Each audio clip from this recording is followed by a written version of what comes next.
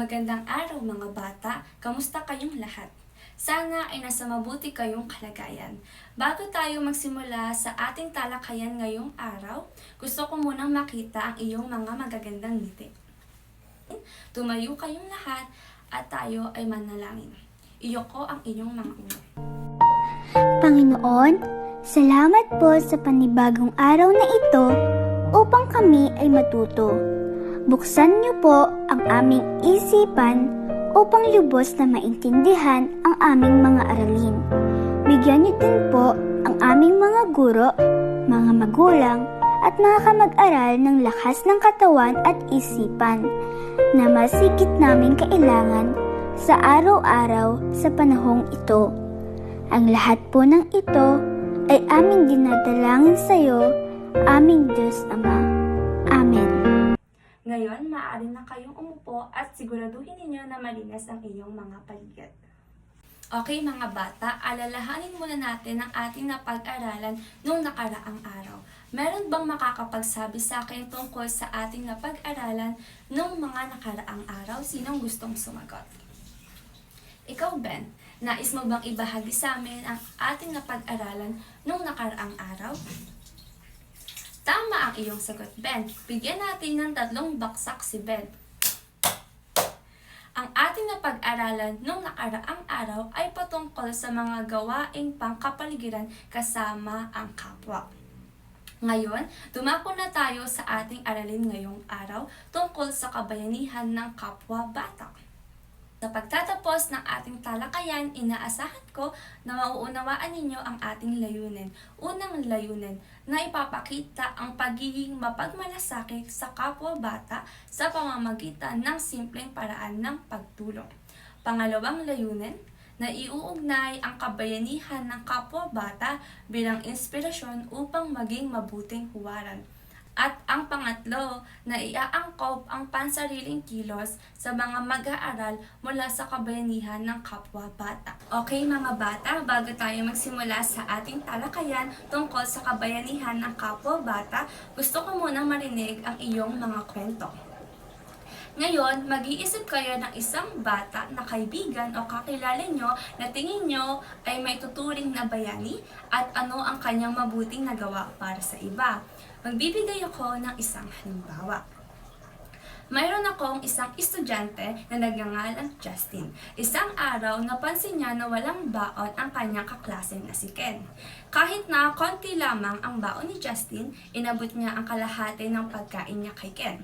Si Justin ay may tuturing ko na bayani dahil kahit na maliit lamang na bagay ang kanyang binigay, malaking tulong na para kay Ken. At pinapakita niya na mahalaga ang pagtulong sa kapwa, lalo na kung ito ay nangangailangan. Sino sa inyo ang gusto magbahagi ng kanyang mga kwento? Ikaw, Angela. Pakinggan namin ang iyong kwento. Salamat sa pagbabahagi.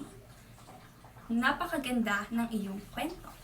Ang mga batang tulad ninyo ay kayang maging bayani sa simpleng paraan.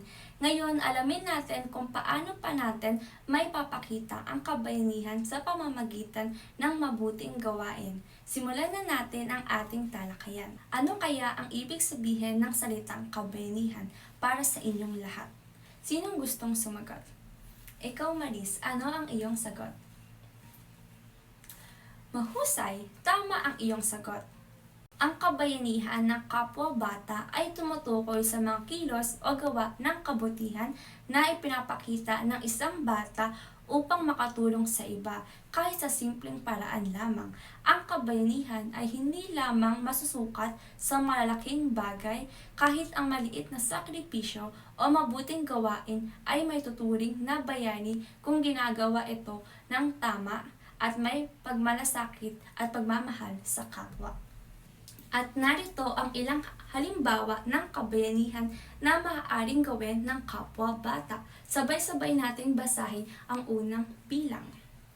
Pagtulong sa kaibigan. Ang isang bata ay tumutulong sa kanyang kaibigan na nahihirapang magsulat o magbasa.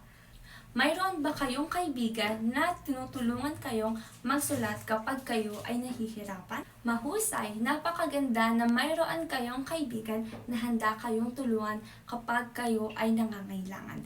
Pangalawang halimbawa, nagpapakita ng pagmamalasakit sa kapaligiran. Ang mga bata ay naglilinis ng silid-aralin o bakuran ng sama-sama upang panatilihin itong malinis. Sa iyong palagay, bakit mahalaga na alagaan natin ang ating kapaligiran? Sinong gustong magbahagi ng kanyang sagot?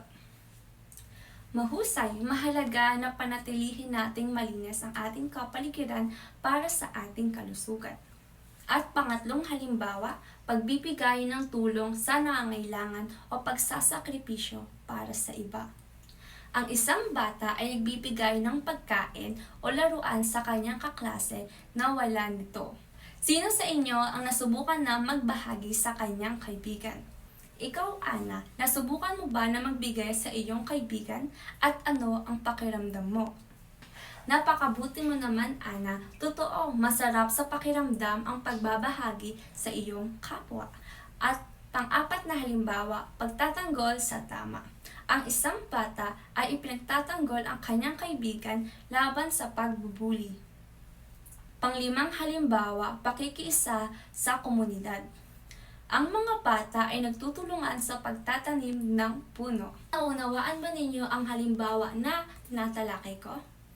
Mabuti naman kung ganon. Palaging tandaan na ang pagtulong sa ating kapwa ay hindi nasusukat sa malaking gawa, kundi sa isang pusong handang tumulong kahit sa maliit na bagay pa ito. Ngayon, dumako na tayo sa inyong aktibidad ngayong araw. Sa iyong kwaderno, gumuhit kayo ng isang hugis puso at isulat ninyo doon ang isang mabuting nagawa ninyo para sa inyong kapwa. At kulayan ninyo ito at isulat ang iyong pangalan sa baba.